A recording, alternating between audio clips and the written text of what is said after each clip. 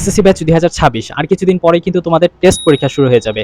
আর এই টেস্ট পরীক্ষাকে সামনে রেখে আমি তোমাদের জন্য গণিতের চ্যাপ্টার ওয়াইজ শর্ট সাজেশন নিয়ে আসছি, যার আজকে থাকবে দ্বিতীয় অধ্যায় অর্থাৎ সেট ও ফাংশন। আর এই সাজেশনটা ফলো করলে তুমি সিকিউ, এমসিকিউ, শর্ট কোশ্চেন সবকিছু ইনশাআল্লাহ কমন পাবা।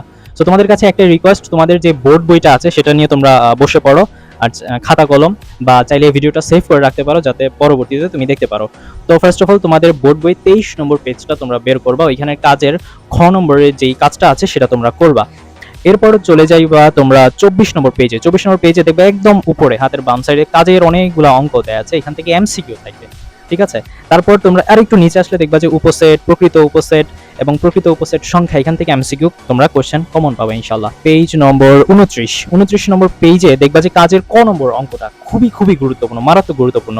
এই অঙ্কটা তোমরা করে ফেলবা, এক্স ওয়াই এর মান নির্ণয়, এবং এটা কিন্তু ক্যালকুলেটরের সাহায্যে খুব সহজে করা যায়, যাতে তোমরা এমসিকিউতে পারো। আর যদি ক্যালকুলেটর রিলেটেড যদি ভিডিও চাও তাহলে অবশ্যই আমাকে কমেন্ট বক্সে জানাবা। এরপর 31 নম্বর পেজে চলে যাবা, অনুশীলনীর 1-এর খ এবং গ নম্বর কোশ্চেনটা করবা।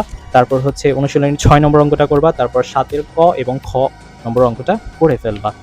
ওকে, এরপর তোমরা চলে যাবা পেজ নম্বর 34 নম্বর পেজের দেখবা একদম উপরে কাজের যে ম্যাথটা সেটা করে ফেলবা। তারপর হচ্ছে উদাহরণ 18, 19 খুব ভালো করে করবা।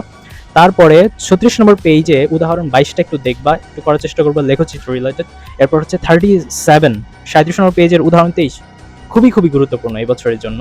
এখানে তো 3 থেকে 4টা বোর্ডে তো আসবেই এই প্রশ্নটা, যেটা শিওরিটি দিয়ে বলতে পারছি। এরপর 39 নম্বর পেজে চলে যাবা, এখানকার উদাহরণ 25, সে উদাহরণ 25টা খুব ভালো করে যাবা, স্পেশালি খ নম্বর খুবই গুরুত্বপূর্ণ।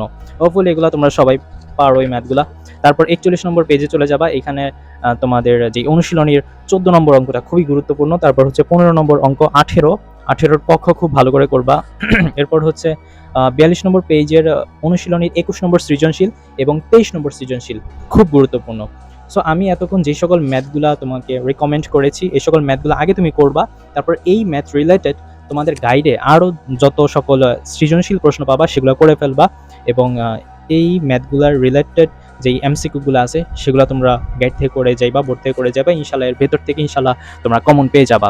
সো নেক্সট ভিডিওতে আমরা তৃতীয় অধ্যায়ের সাজেশন দিব, সেই ভিডিওটা দেখার আমন্ত্রণ জানিয়ে আজকে এখানেই বিদায় নিচ্ছি। আল্লাহ হাফেজ।